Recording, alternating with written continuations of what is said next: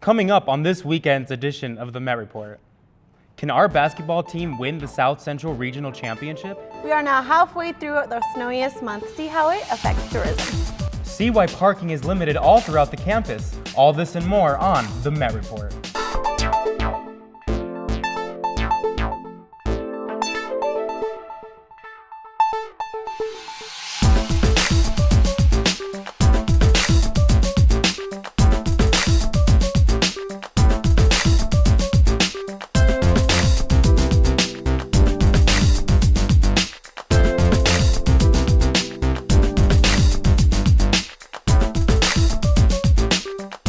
Welcome to the Met Report. I'm Cinthia Maldonado. And I'm Chris Gibson.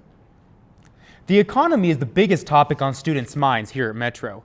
A recent survey asked students what they are concerned about in today's society. Economy ranked number 1 with 41%.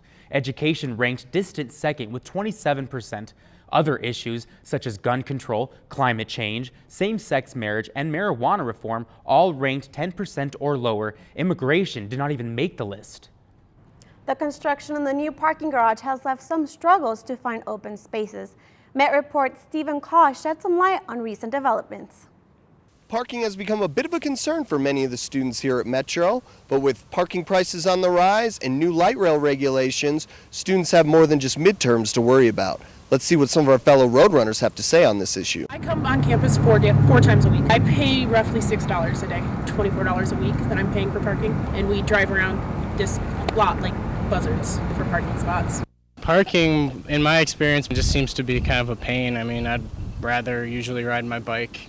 I definitely encourage people to use other ways to get down here. One of the main alternatives to driving down to campus is taking the light rail. Students are able to ride RTD free because the fees are already included in all Metro students' tuition. But there is a problem with the light rail system, and it's parking. Parking lots at large light rail stations like Mineral and Broadway tend to fill up early in the day, leaving many students with no choice but to drive down to campus. And with the new CCD Confluence building and Student Success building taking the place of large parking areas, parking at Metro appears to be dwindling. There is a new parking garage under construction that should ease congestion for a while, but many students just aren't able to afford parking at Metro anymore, or are just plain frustrated with their commute to campus. Seems like it's getting harder and harder to park down here. I might stick to the light rail. For the Met Report, I'm Stephen Call. Dr. Ann Steele, a professor at Metro, speaks at the United Nations in New York. Working in the departments of psychology and women's studies, she spoke during the 58th session of the Commission on the Status of Women. She addressed human trafficking. When presenting, Dr. Steele was part of the panel discussion titled, "It Takes a Village, Expanding Our Success in the Fight Against Human Trafficking."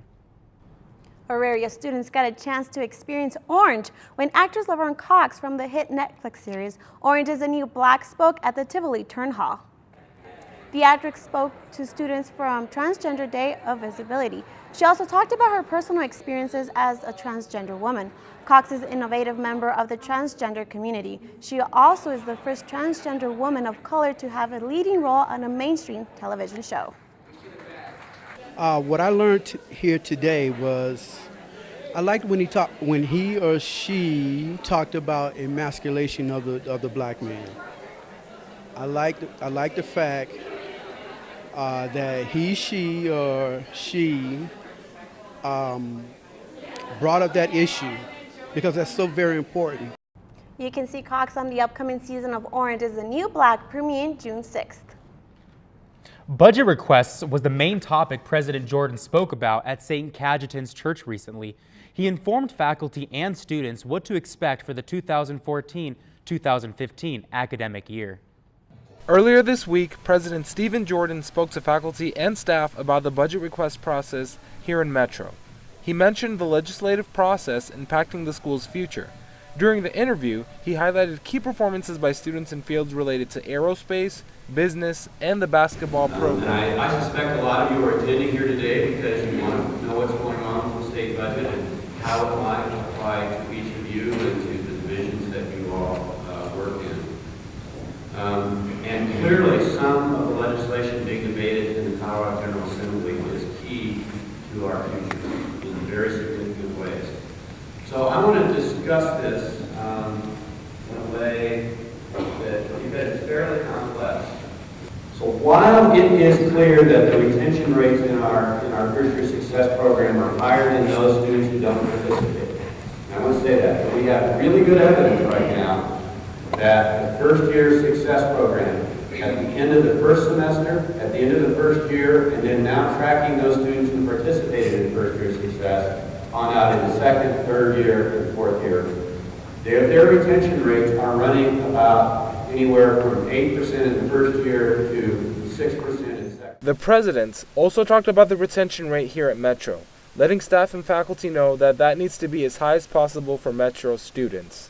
The event, which turned out to be pretty successful, was held in the St. Cajetan's Church here on campus. For the Met Report, I'm Yanni Gabru. The Student Advisory Committee to the Auraria Board plans to survey students about a new smoking policy. The policy could range from designated smoking areas to an outright ban on cigarettes. A series of questions regarding the matter will be added to the annual RTD referendum, which is one of the most answered campus surveys. SACAV Representative Ariel DeGray provided us with comments on this issue. We have had complaints, mostly from non-smokers, about the amount of smoke, and mostly it's when smokers are walking in front of people and blowing smoke behind. But I think that our job is not really to enforce anything. Our job is kind of to find out from the students what they want. If the survey results in favor of a new smoking policy, SACAV will approach the Auraria Board about drafting a new policy. Thursday marked the official start to the spring season. It also meant the end of stressful midterms. With midterms over and spring break right around the corner, we scoured around the campus to ask what students will be doing this spring break. Spring break, I plan on spending time with my family, relaxing, getting organized, and coming back to school. Since I'm only 18, I can't really go out, go drinking and partying and whatnot, so I really don't do much. I like going to the baseball games, so I'm looking forward to the Rocky season coming up. Visit the Met Report's Facebook page at facebook.com/The Met Report and let us know in the comments section how you will be spending this spring break. MSU Denver Assistant Professor of Speech Mike Mansour will discuss feminine research in an open forum. Feminist First Day makes its debut on campus Friday, April 4th. The forum relates to everything feminine. Professor Mansour wants to illustrate the principles of conventional versus non-conventional friendships between men and women. Men and women are both welcome to attend. High school juniors across the state will get the chance to experience college life here at Metro. The Hispanic Association of Colleges and Universities Junior and High School Tour comes to campus May 5th through the 7th. This program, also known as HACU, involves more than 300 local high school juniors. It shows students' careers involving science, technology, engineering, and math. The HACU program also encourages students to get a higher education. You know, when I was a student, I was hoping there would be a program like that when I was around. Definitely. My first day of college, not only did I go to the wrong building, I got on the wrong light rail. Oh, gosh. So definitely take advantage of this opportunity. And well, after the break, find out why Venezuela is being censored by their government.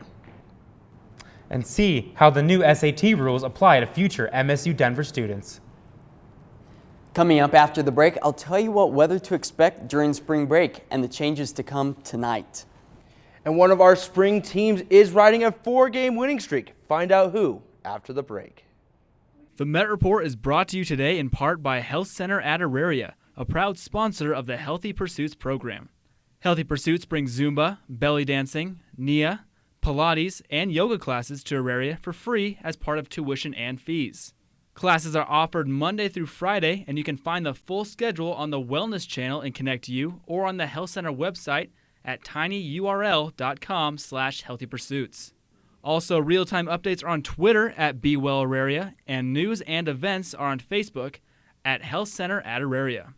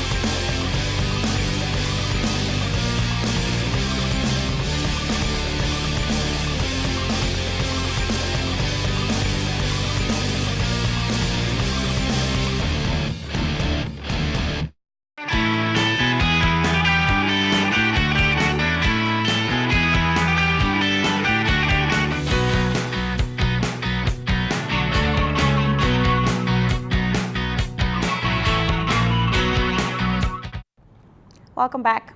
MSU Denver is ranked in the top 100 colleges and universities in the nation for enrolling Hispanic students. This Saturday, April 5th, there will be an open house from 10 a.m. to 2 p.m. in the Student Success Building. This opportunity allows new students and transfer students to speak with the MSU faculty about topics like majors, admissions, scholarships, student activities, and much more. At the end of the open house, there will be a tour around campus. There is no RSVP required, and parking is provided.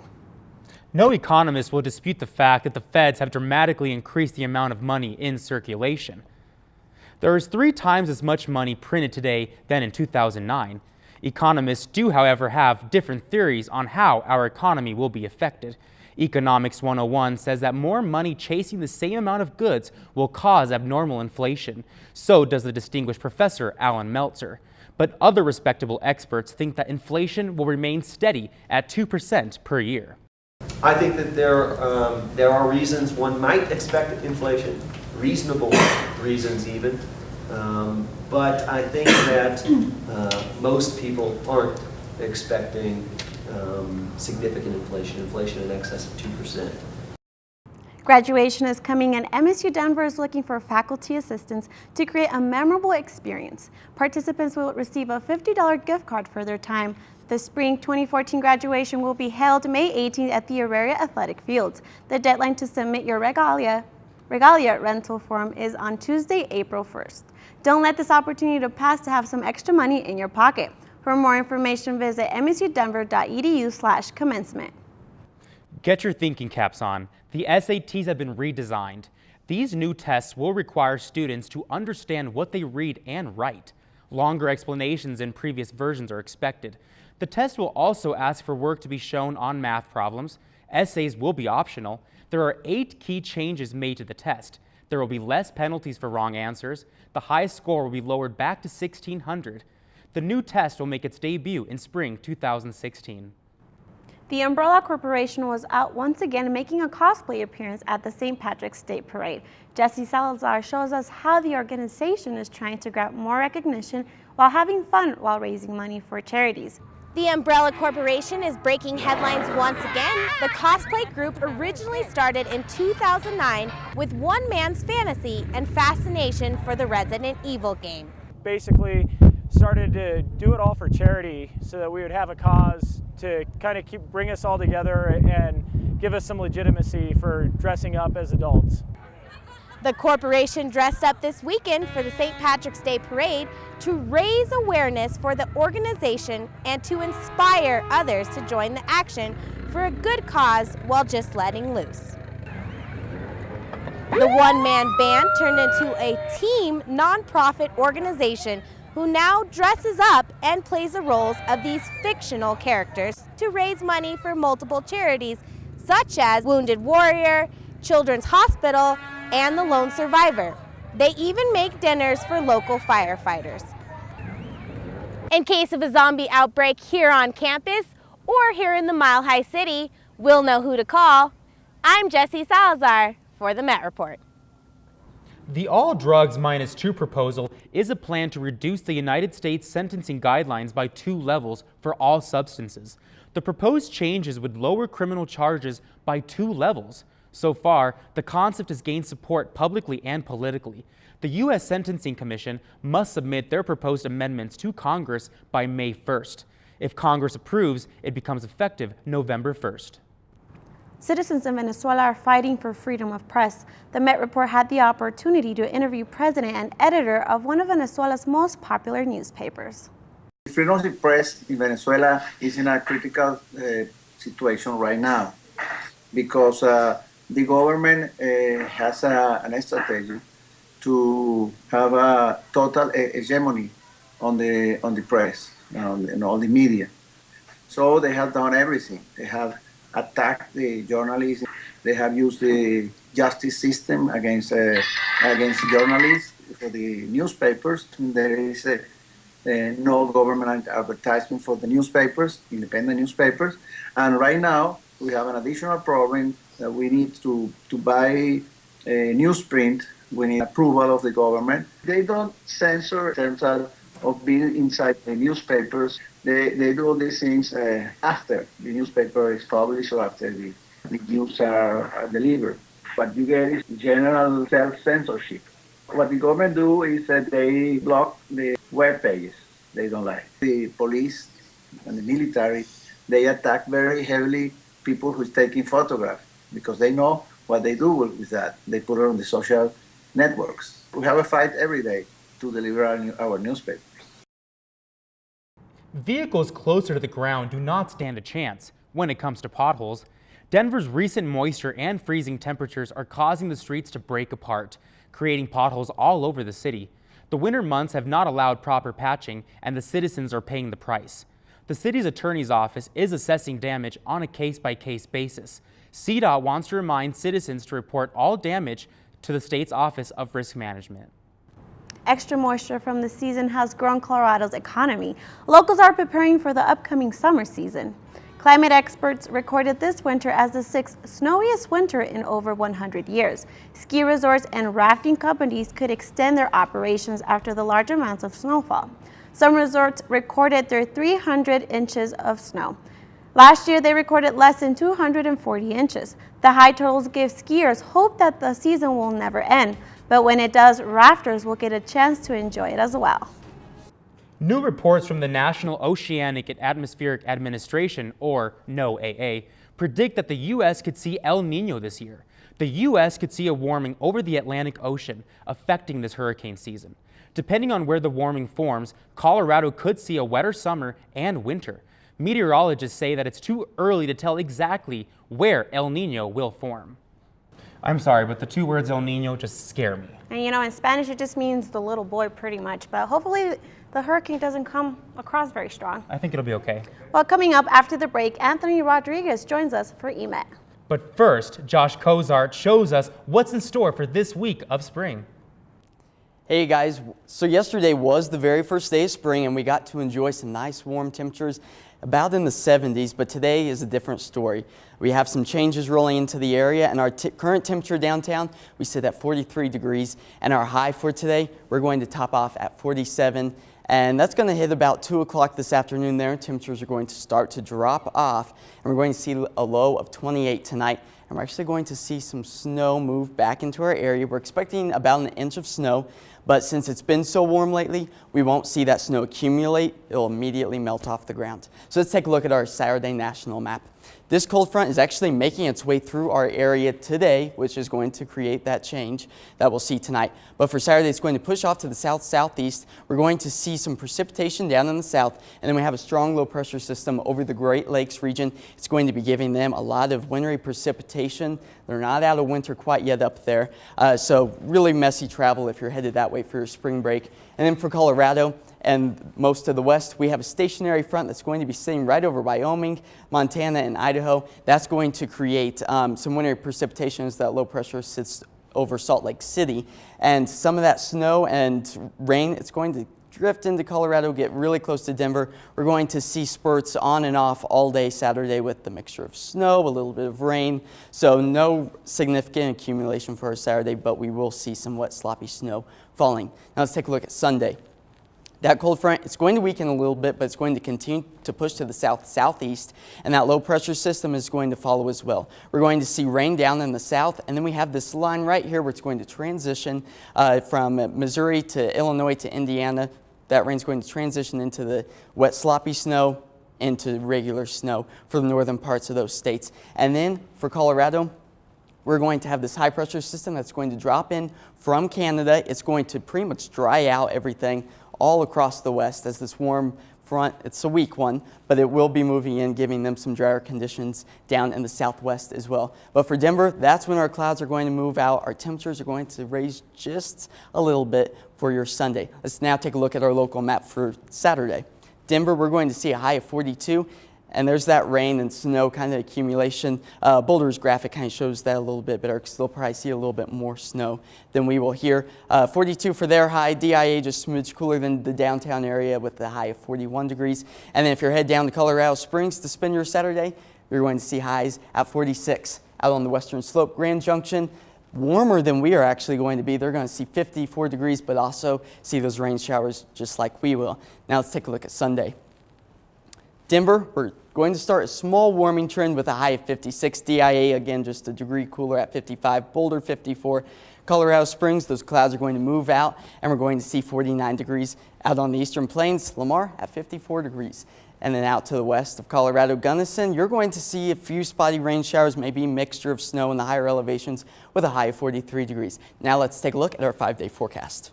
Monday, we're going to see a high of 44 degrees, and pretty much all this week, we're going to see our partly sunny skies, few clouds rolling in here and there. And then Monday, we're going to start a big warm up at 60 degrees. And then Thursday and Friday, we're going to see temperatures at 59 and 63. Now Friday, since it's still so far out in the forecast, I wouldn't be surprised if we saw that temperature bump closer to 70 degrees. So looks like a great spring break for us here in Colorado. And speaking of which, I hope you enjoy and have a very safe spring break. I'm Josh Cozart with the weather segment. Stick around, we have much more right after the break.